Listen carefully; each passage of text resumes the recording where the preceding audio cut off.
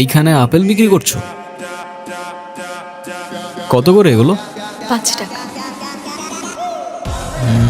আমার কাছে তো ভাঙতি নাই। আমার কাছেও নেই। আচ্ছা তুমি এটা রাখো রাখো রাখো। আপনি এমনিই নিয়ে যান। হঠাৎ করেই কেমন যেন সব কিছু থমকে গিয়েছিল। নিঃশ্বাস থেকে শুরু করে পৃথিবীর প্রত্যেকটা শব্দ আমি খুব স্পষ্টভাবে শুনতে পাচ্ছিলাম।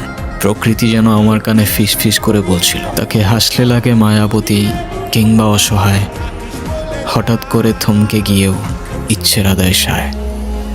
অচেনা এই পথের পথিক পথ হারিয়ে যায়, আর মায়ার জালেই মায়া কাটে চোখের ইশারায়। কিরে, কতক্ষণ ধরে দাঁড়ায় আছি এখানে? কই তোর রামু কাকা কই? আর রামু কাকা তো কলই ধরতেছে না। ওনার নাকি এদিকে একবার নেটওয়ার্ক পায় আবার পায় না, কোনো ঠিক নাই। কাকারে তো আগে খুঁজে বের করতে হবে ভাই।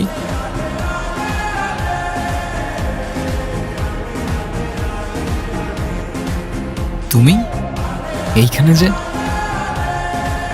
কেন আমি এখানে থাকতে পারি না? সেটা না, আসলে রামু কাকা বলছিল যে এইখানে তেমন একটা কেউ আসে না, সেই জন্য। ও, তোমার টাকাটা তো দেওয়া হয়নি।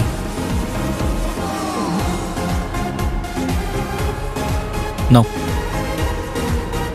আপেলটা মিষ্টি ছিল, খাইছিলেন? হ্যাঁ ছিল তো। ও আচ্ছা। এখন কোথায় যাচ্ছ? ওইদিকে। কেন? আমি তোমার সাথে আসি যদি তোমার কোনো সমস্যা না থাকে। আসতে পারেন, আমার আবার কি সমস্যা?